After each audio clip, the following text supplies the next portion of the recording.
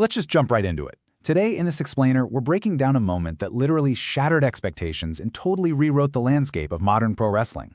I'm talking about WWE Night of Champions 2026. Because look, this wasn't just a standard pay-per-view. It was an absolute masterclass in long-term storytelling and strategic booking. We're going to uncover the deeper logic behind the massive decision to crown Sami Zayn the undisputed WWE champion.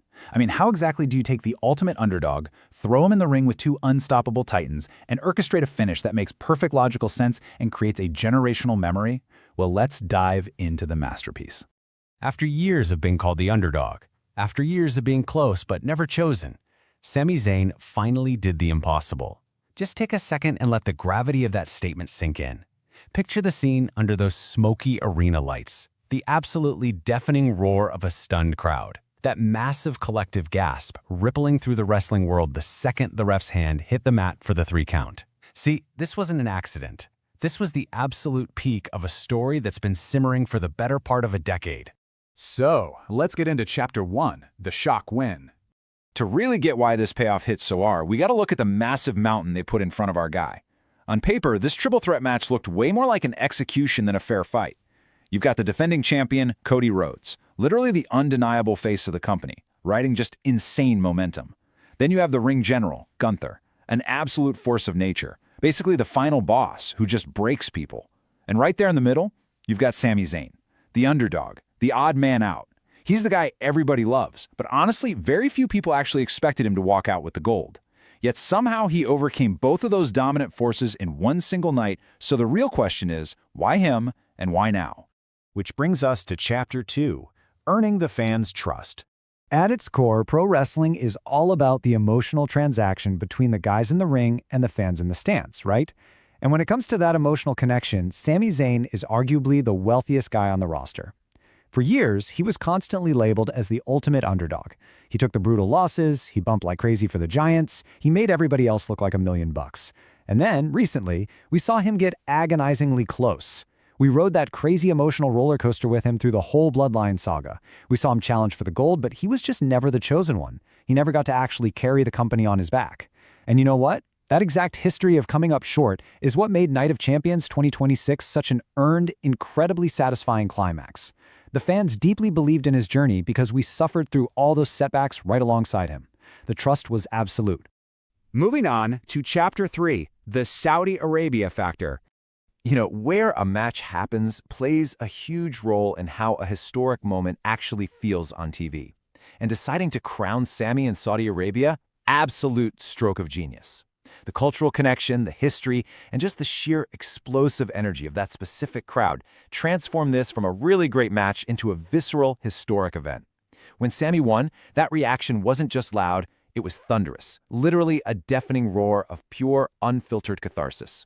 That specific international stage gave the whole thing this supercharged atmosphere that instantly elevated the booking decision into a legendary piece of wrestling history. Honestly, you just cannot manufacture that kind of authentic, earth-shaking emotion. Next up, Chapter 4, Protecting the Titans. Okay, so here's the tricky booking dilemma. How do you crown your ultimate underdog king without destroying the credibility of your current top guys? Well, the triple threat structure is a brilliant loophole. Cody Rhodes gets to lose his world title without ever actually looking weak. He doesn't take a clean pin in the middle of the ring in a one-on-one match, right? The chaos of the three-way dance completely protects his aura. And meanwhile, Gunther is totally insulated. He completely avoids the direct emotional spotlight of the finish. He didn't take the ultimate loss, which means he steps out of Night of Champions looking just as monstrous, just as dangerous, and just as much of a threat as he did walking down the ramp. The Titans are still standing tall, even as a new king is crowned. And that leads perfectly into Chapter 5, the road to SummerSlam. So as we know, the end of one story in wrestling is immediately the beginning of the next one, and the ripple effects of this massive shockwave, they build the entire architecture for the summer. Step 1 is happening right in parallel. Obafemi, this absolute unstoppable juggernaut, completely dominates and wins the King of the Ring tournament. Step 2, the King of the Ring winner earns a guaranteed world title match, which brings us right to Step 3, setting up a massive, completely fresh collision course for the biggest party of the summer. By putting the title on Sami Zayn, WWE avoids giving us a repetitive SummerSlam main event. Instead, they create this fascinating dynamic where the ultimate underdog is now the champion, directly in the crosshairs of the ultimate rising monster. The booking pipeline here is just incredibly clean and so effective. When you pull all these threads together, you really have to look past the logistics and the match mechanics. You got to look at the soul of this decision. Sami Zayn did not just win a championship.